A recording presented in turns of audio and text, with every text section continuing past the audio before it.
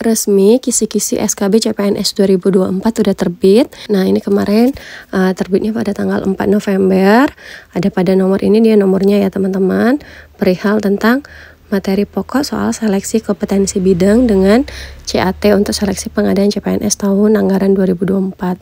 Mohon maaf banget kalau misalnya suara aku kayak gini, soalnya memang lagi kurang enak badan, tapi aku usahain untuk ngasih info terbaru updatean ini ke kalian semua supaya bisa langsung belajar ya untuk teman-teman yang udah ngerasa bakal masuk ke SKB. Oke, karena aku bidangnya di keperawatan, maka aku akan langsung kasih aja kisi-kisi untuk SKB CPNS perawat. Buat teman-teman yang mau order buku, ada di TikTok Shop Kartika Satya dan Shopee Idola CPNS. Sedangkan untuk bimbel P3K, SKB, CPNS, dan tryout ada di website idolacasn.com.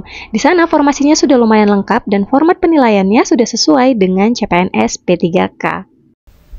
Nah ini dia teman-teman, ada di nomor 375 dan 376. Untuk 375 perawat ahli pertama atau nurse.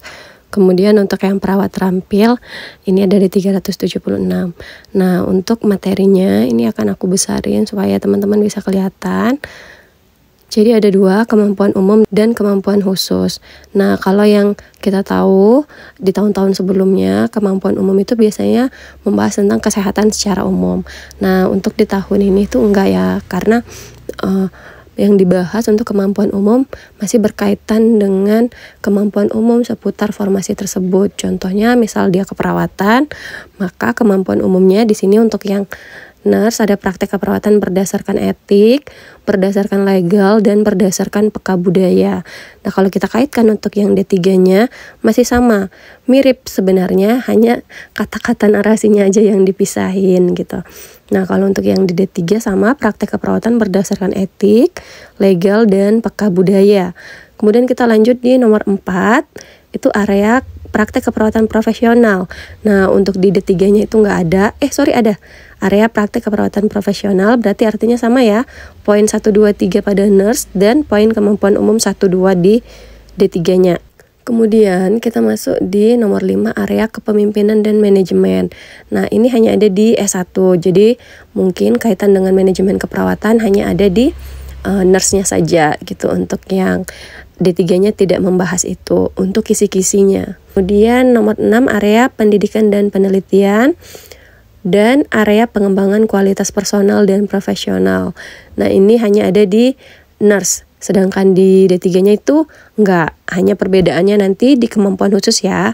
Untuk D3 ada tambahan pembahasan tentang pemberdayaan dan pengabdian kepada masyarakat, sementara di nurse-nya itu tidak ada. Nah untuk kemampuan khusus sama teman-teman, ini ada 5 poin, asuhan keperawatan medikal bedah, KMB, maternitas, keperawatan anak, keperawatan jiwa, dan keperawatan komunitas. Hanya aku ada notice satu hal, kenapa asuhan keperawatan gadar itu tidak dimasukkan gitu. Apakah lupa dimasukkan atau memang tidak dimasukkan? Hanya saja kalau misalnya memang enggak dimasukkan, apa benar untuk soal-soal dari gadar, soal-soal tentang tersedak, dan lainnya gitu, apakah benar memang tidak ada dimasukkan ya soalnya. Padahal kalau untuk yang pengalaman-pengalaman tahun-tahun sebelumnya itu langganan ya, selalu masuk Heimlich manuver gitu ya.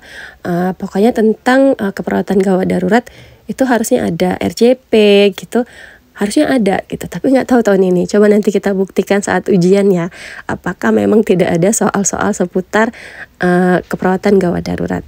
Jadi itu dia teman-teman, kisi-kisi dari perawat ahli pertama dan perawat terampil. Nah buat teman-teman yang mau dapat file ini secara utuh, join aja di saluran grup WhatsApp aku, cek aja di story Instagram aku ya. Itu di situ ada highlight khusus grup WA. Nah kalian tinggal klik aja, nanti tinggal masuk join, ikuti saluran aku, nanti setiap ada updatean kalian akan dapat infonya gitu ya. Nah kayaknya gitu aja teman-teman video singkatnya, soalnya aku lagi kurang enak badan juga gitu, nggak bisa lama-lama. Doain aku cepat sembuh, semoga bisa segera upload video bahas-bahas soal, karena udah ada materi bahas soalnya, cuman akunya masih belum fit gitu. Bantu doanya ya, semoga aku bisa segera sembuh dan menemani kalian untuk menghadapi tes ujian tahun ini. Amin. Gitu aja, semoga bermanfaat. Wassalamualaikum warahmatullahi wabarakatuh.